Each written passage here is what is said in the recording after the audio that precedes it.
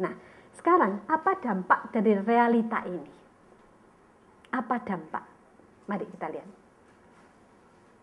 Membutuhkan waktu untuk mengenal diri dan orang lain. Itu sebabnya jangan terlalu cepat langsung komitmen berpacaran. Kenal dulu, bergaul dulu. Kenapa mesti berpacaran pun jangan terlalu cepat untuk menikah? Kenapa? Sekali lagi, kenali dulu. Waktu itu saya ingat sekali waktu ngasih seminar tentang love, sex and dating gitu. Kemudian saya waktu itu diundang teman-teman UNER. Dan diundang di kelurahan apa ya, Bulak Banteng sekitar sana, ujung sana. Itu. Jadi waktu itu di kelurahan, saya kaget sekali gitu, yang datang itu kopiahan, sarungan gitu, banyak gitu. Terus mbak-mbaknya itu kerudungan gitu. Nah yang ngundang saya itu teman dari UK3 kan, Kristen gitu kan ya. Ya saya pikir ya paling ada gitu, tapi ekstrim sekali, kelompok begitu. Waktu ya saya bersyukur karena sebelumnya punya pengalaman ketemu dengan mereka, jadi saya sih pede saja begitu, karena materi yang saya sampaikan saya merasa menguasainya, ya pede saja lagi begitu ya. Sampai akhirnya sampai kepada masa berpacaran dan saya menerjemahkan tentang eros dan seterusnya. Ini kan saya bahas di Jumat depan, tetapi sederhananya gini. Kalau orang punya eros itu pasti ada unsur ingin memiliki. Ada yang unsur keinginan untuk sexual desire. Itu pasti ada. Nek kamu itu betul jatuh cinta, aku nggak rasa apa-apa itu. Nah, itu cek lagi, jangan-jangan cuma filia, teman biasa, bukan eros. Nah, jadi kalau begitu masa pacaran tuh hati-hati. Saya poinnya begitu. Kemudian ada satu yang kelihatan senior suka brewok begitu. Bagaimana menurut ibu bahwa tidak usah pacaran? Konsep kami, dia bilang gitu, konsep kami tidak perlu pacaran. Jadi perkenalan antar keluarga sudah dikenalkan, ini baik, sudah.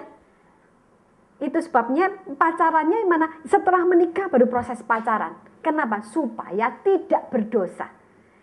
Bagaimana dengan pendapat ibu begitu? Saya tetap menyatakan bahwa kalau itu yang terjadi memang lebih aman. Tetapi aman sedikit tapi tidak aman secara psikologis.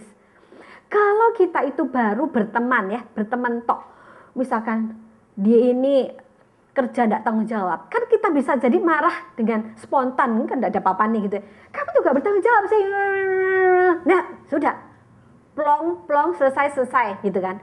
Tapi coba yang tidak bertanggung jawab itu pacarmu. Pasti kita marahnya akan ada kadar tersendiri. Ada rem-remnya di DE ngamuk gitu kan. Ada rem-remnya. Kamu boleh bertanggung jawab toh gitu ya. Padahal dengan gaya begitu belum tentu efektif. Lebih efektif, kamu tidak bertanggung jawab gitu kan. Nah, gak berani kenapa? Ada erosnya, kita eman-eman kehilangan. Kalau sudah menikah ya apa? 24 jam ketemu. Kita pelotot, dia pelotot, sehari semalam ya apa? Begitu banyak istri, begitu banyak suami, sharingnya ke saya gimana? Ya sudah ya simpan saja Bu, daripada rame. Apalagi kalau sudah punya anak. Ya apa? Anak-anak melihatnya. Jadi seperti apa? Menahan diri. Dan dampak menahan diri kayak apa? Pasti penyakit. Dampak menahan diri itu adalah emosi yang terpendam. Kalau tes MMPI, teman-teman yang belum tes MMPI ya, tes ya. Di situ kelihatan kalau kita tipe represi, menyimpan emosi yang dalam, maka munculnya itu di kapan? Di usia 40 atau 45. Tahu-tahu itu rembesan itu bisa muncul. Di usia 45 walaupun karirnya sukses, walaupun rumah tangga tenang-tenang, muncul itu merembes gitu. Muncul apa? Dia jadi cengeng sekali. Apa-apa bisa nangis, emosional, sensitif, duluan tak karier tegar. Itu muncul seperti itu.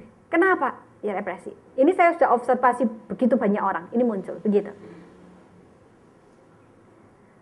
Dan ini terbukti terakhir ini. Seminggu lalu. Ada kakek usia 58, kakek. Dan istrinya umur 55. kakek kak nenek ini terakhir sering konflik. Kenapa? Topiknya adalah si nenek mencurigai sang kakek selingkuh di usia 55 dan 58.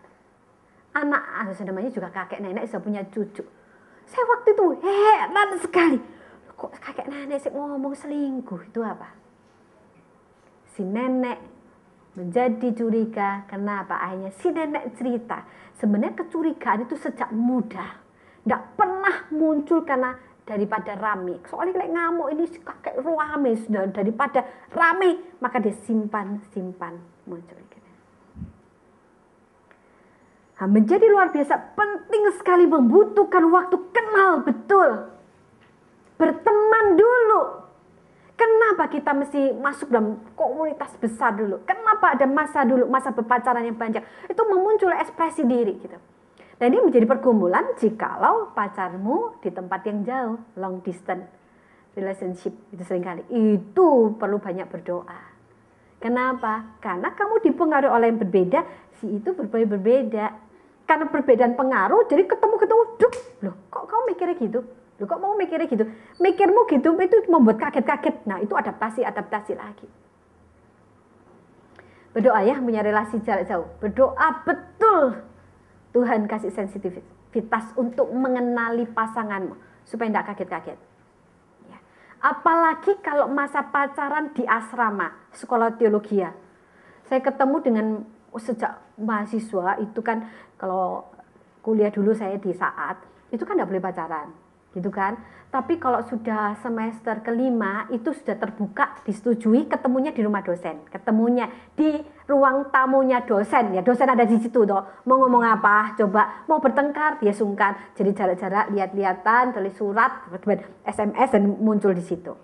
Dan akhirnya beli buku bareng, namanya gitu, apa-apa bareng dari 2 nama, semua beli buku, satu aja buku 2 nama, tabungan bersama di asrama toh, satu masing-masing, kemudian praktek 1 tahun di gereja yang berbeda, ketemu lagi, terus menikah.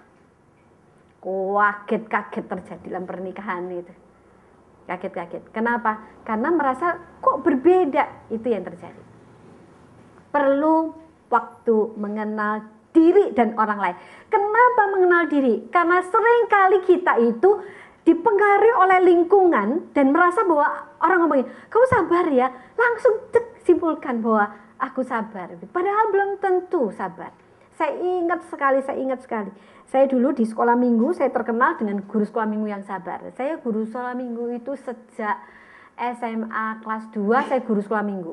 Ya, sampai saya S1 di IKIP itu selesai. Jadi cukup lama saya ngajar anak balita yang gede pokoknya, dan selalu di gereja itu terkenal. Kalau ada yang anak sulit, nakal gitu, pasti saya dipanggilkan karena saya terkenal sabar dan baik hati.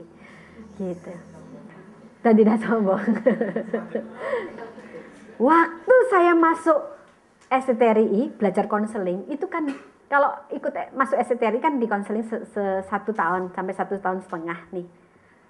Kemudian saya temui apa? Saya itu bukan sabar, karena saya itu tidak terampil untuk marah. Saya tidak punya kemampuan, tidak punya keberanian untuk marah. Tidak punya keberanian. Mama saya mendekati saya, mama saya itu tidak pernah panggil keras, teriak itu tidak pernah. Jadi mendekati saya gitu. Kemudian kalau misalnya Desi gitu ya, saya jadi mama saya ini Desi, Des, panggil papa makan. Oh, lagi bertengkar. Gitu saja saya tahu. Bilang papa sudah siap untuk mandi. Gitu. Oh, lagi bertengkar. Itu saja. Jadi karena saya tidak terampil marah, jadi orang lihat saya sabar. Saya bukan sabar, tidak terampil. Kalau saya terampil marah, saya akan lebih sering mengekspresikan marah saya gitu. Setelah saya selesai MK, saya lebih berani marah. Jadi saya sukses kenal diri saya gitu. Maka teman-teman saat berelasi, saat berpacaran itu proses kenal diri dan orang lain. Dan implikasinya semakin jujur menampilkan, semakin cepat ia kenal diri dan dikenal orang lain. Ini penting sekali dikenal orang lain. Karena kalau dikenali orang lain bisa langsung komentar, kamu kok ngamuan sih? Jadi, oh iya aku ngamuan, bisa begitu. Kalau kita itu menjadi orang yang punya topeng tebal sekali sampai nggak kelihatan aslinya, itu bayangin seperti orang pakai masker itu loh, ya. Kalau teman-teman putri ke salon pakai masker yang tebal itu kan ketok mata itu klip gitu kan. Itu enggak kelihatan aslinya. Ini ngamuk apa enggak akan enggak ketahuan. Dan itu orang mau komentar apa tentang dia. Sekali lagi, itu sebabnya butuh waktu kenal diri dan kenal orang lain. Kadang-kadang kita enggak kenali diri. Kadang-kadang kita enggak kenal orang lain. Kompleks ya. Saya semakin jadi konselor ini, semakin lihat manusia itu kompleks luar biasa. Hati orang itu kompleks luar biasa. Kalau bukan karena anugerah Tuhan, teman-teman, kita itu tidak bisa berproses kita lebih baik. Dan itu akan menjadikan jelas-jelas akan mudah sekali merusak relasi, ya. Terusnya, ketika dia berelasi dengan orang lain, maka yang susah ya orang yang berelasi dengan dia, begitu. Jadi pribadi yang tidak sehat atau kita sendiri tidak mengenali kepribadian kita itu sebenarnya mengganggu diri kita dan mengganggu orang lain. Gitu. Itu sebabnya penting sekali untuk memiliki kepribadian yang sehat. Oke, kita lihat berikutnya. Nah, sebenarnya konsep dasar kepribadian itu apa? Di sini adalah ini ya, saya cuplik aja bagaimana seseorang nampak di hadapan orang lain. Next.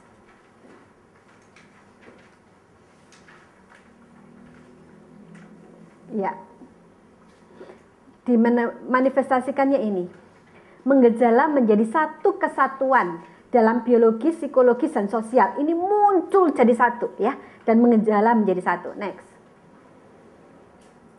Ini ke definisi yang saya suka. Jadi begitu banyak definisi. Kepribadian adalah organisasi dinamis dari sistem psikofisik yang menentukan, teman-teman perhatikan, penyesuaian yang unik penyesuaiannya. Jadi perpaduan ini menghasilkan penyesuaian atau cara berespon. Kata dinamis menunjukkan bahwa kepribadian bisa berubah-ubah. Ini penting. Dan setiap komponen kepribadian, sistem psikofisik memiliki hubungan yang erat. Hubungan-hubungan ini terorganisir sedemikian rupa sehingga secara bersama-sama mempengaruhi pola perilakunya dalam menyesuaikan diri dengan lingkungan. Lihat. Jadi memang pada dasarnya kita itu adalah punya kepribadian yang berubah-berubah. Dan itu saling berkait sedemikian dan berpengaruh pada tingkah laku. Contoh sederhana. Kalau secara fisik kita sakit ya, maka psikis sukacita kita itu menurun begitu. Nah, sukacita menurun karena kita sakit, maka perilaku kita itu tidak semanis biasanya, maka berpengaruh kepada pola tingkah laku. Kalau ini yang terjadi, maka kita mesti harus mengamati kapan berubahnya kita, di mana kita berubah. Nah, ketika kita berelasi dengan orang lain, dengan pasangan kita, maka kita juga harus pandai-pandai melihat apa? Perubahan ini. Jadi tidak hanya menyimpulkan tingkah laku yang kelihatan, tetapi belajar melihat penyebab perubahan ini. Sehingga kita tidak menyimpulkan seseorang itu dari kata saja, kata-katanya, raut mukanya, tetapi apa yang menyebabkannya.